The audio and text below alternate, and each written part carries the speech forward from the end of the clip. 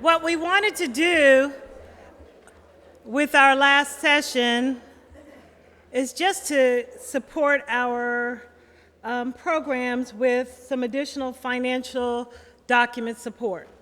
One of the difficulties we were told through the surveys was being able to complete some of the required information that we request from you all whenever you make an amendment or when you submit your original applications or even your continuation applications. So what we decided to do was to put everything into an Excel format that will do a good bit of your calculations for you so that you're not having to redo those every time you have an amendment, and it also allows us to see the changes that you're making pretty quickly so that we're not calling you and asking you every time what is it that you actually changed on your documents. So to start off with, I'm going to go to the PARS report, the personal activity report. And so all of you are required to submit or to complete personal activity reports for all of your staff. And that is obviously how you keep time and documentation of what's going on in your programs.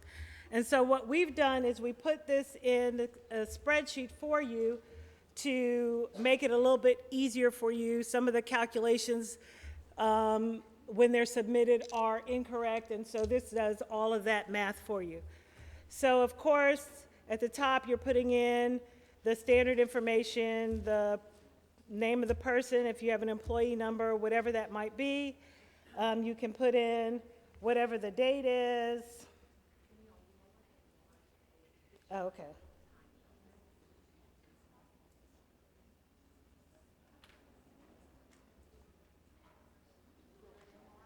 Yeah, no, it's not doing it. Okay. Okay, so you can put in the date, whatever that might be for the period, the day that you're logging in the time. The time is calculated in quarterly, in quarters in lieu of 15 minutes. So a lot of times you'll put, they're finished at, let's say, 5:15.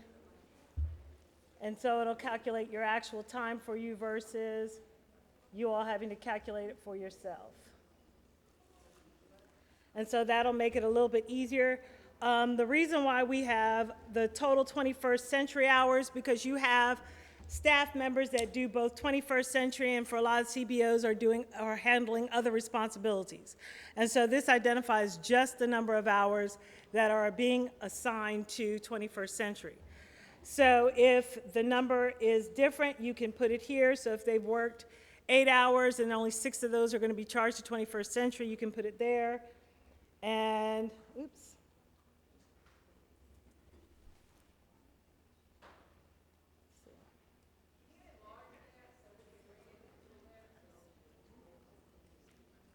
Let's see if I can.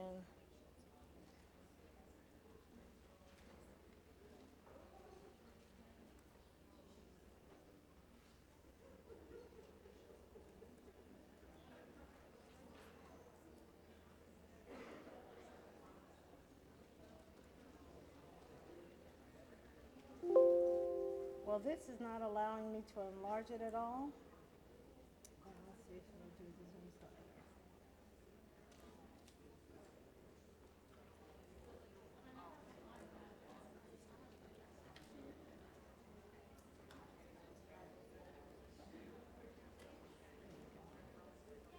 Okay, is that a little better?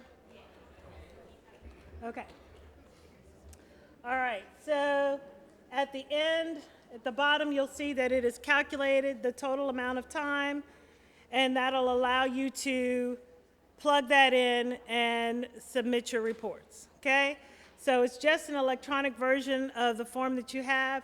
When we are talking about your personal activity reports, I've seen a few coming in with some pre-prescribed activities with sections, but we want to know exactly what your staff and you are doing each and every day. So if you're reading Little Red Riding Hood, we want to know, and you would say Little Red Riding Hood to K5 or whatever it is. So the specific information as to exactly what your staff are doing is what should be going on this activity report.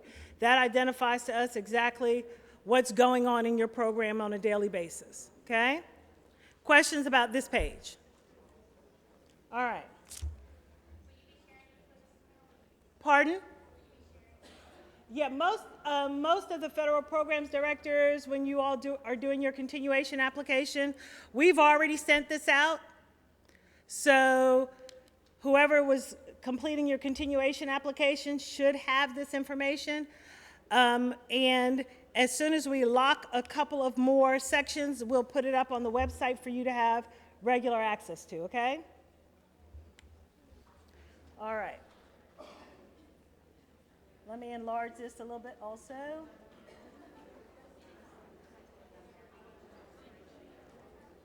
Okay, when you complete your continuation applications every year, you are required to complete your summary page. And your summary page just identifies the specifics regarding your budget. So a lot of you may not be familiar with your function codes and your object codes. That's something your federal programs or your CSFO will know. But they'll put that information, or you can work with them to make sure that information is input correctly. But all of this information that is on your summary page is taken from the other forms that we're going to go into. This is a summary, and what it allows us to do is, once you put the individual totals in, it calculates it at the end. And previous to this point, whenever you made a change in your application or a change in your budget, we weren't able to tell exactly what it was that you were changing. So now, whenever you make a change, we can see it in this third column here. So if you change your budget, and I put in some dummy information, but it'll calculate it for you. Yep.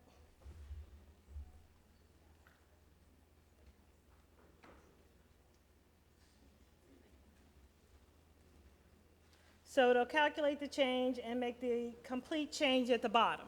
So you won't have to do that math anymore. It's already being done for you, okay? So all you're going to have to do is put in the basic information, your dollar values. Questions about that? So this is your Form 8. That's your summary page.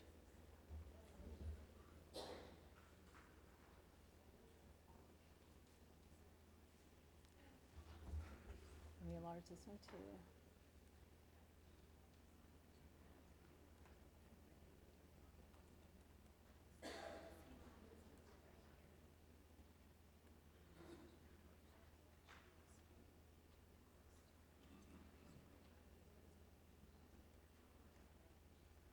Okay, this is our Form 9, which is also required at your continuation application and when you first submit to 21st Century. We do not need this when you are making amendments to your budget, but at the very beginning in your continuation application, this is what's required. And so again, the whole purpose of these applications are that they are automated for you, so you're no longer having to do the math. You're just putting in the information and it's calculating it at the bottom. So this is giving us our total salary and benefits for each of your staff. And that's all staff, whether that's the nurse, the bus driver, clerical staff, easy reports, everybody should be on this document. Okay. Now on to Form 10. Form 10 and Form 9 are summer and academic year, and so they're virtually duplicates of one another.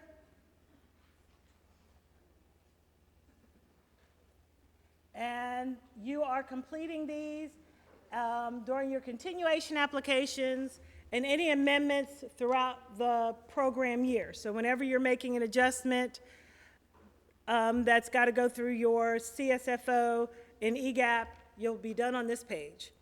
And so this does all of the calculations for you. So let's say, for example, in lieu of the standard one-site coordinator, you have 2.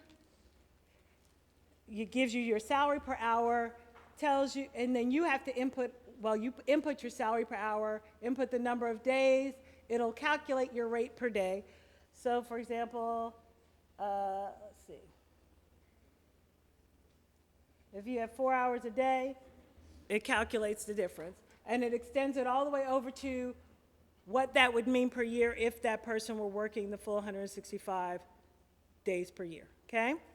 And then finally, the total number of salaries, as you noted, or as I noted, we have 2 site coordinators.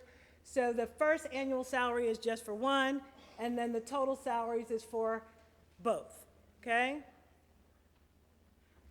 That information comes down to our next section and populates, let me move this over a little bit, and automatically puts the information in terms of the salary. You would need to adjust the number of site coordinators, it puts the salary, the percentages for your retirement, for FICA, or any other benefits that you're paying out of your district or CPO, you can just put in that percentage on this line and it'll calculate it based off of what you put in, okay? And again, it calculates all the way down, so it should be a lot easier for you. Same thing happens when we're making the changes that we were talking about. If you have an amendment in the middle of the year and you make the change, it'll calculate that. Let's go down a little bit further. Your professional development. So if you're here and you're here for 3 days, let's say instead of 3 days, you could only be here 2, so it'll make the change for you. So all this information is or all of the calculations are pre-populated. Again, we just wanted to make it a little bit easier for you to be able to go through all of this information. The biggest question I think I had was with regard to materials and supplies and how this was set up.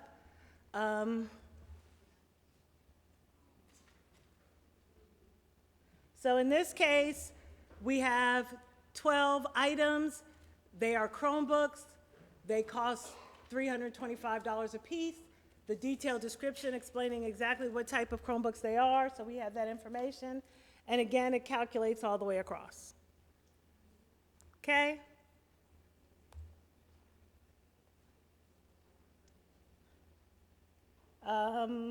Finally, purchase services, same thing. Smith & Associates is our evaluator, or Smith & Associates is the vendor. They perform external evaluation. They will have 3 events with us, 3 visits that average out to $1,500 per event for a total of $4,500. And at the end,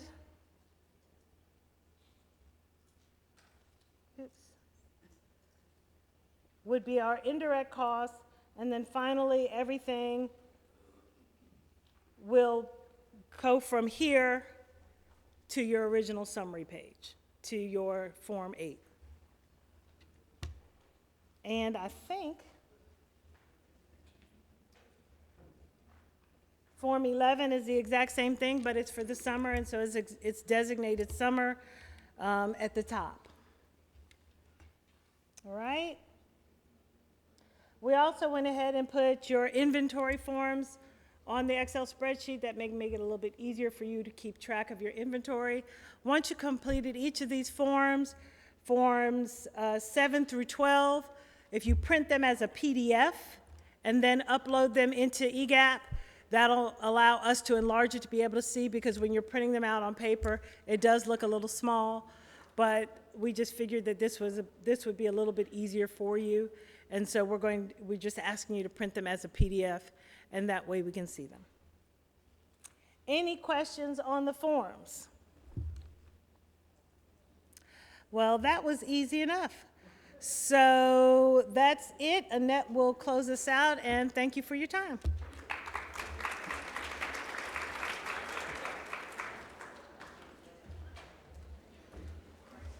So let's all give like a high five to technology, Camille, Jennifer, everybody.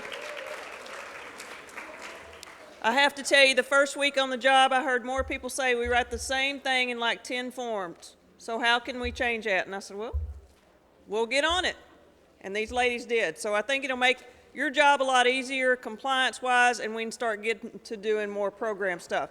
Remember, tomorrow we start, breakfast will start out at 7:15, and at 8 a.m. we will start promptly. I hope you've had a good day and you have a good evening. Thanks for being here.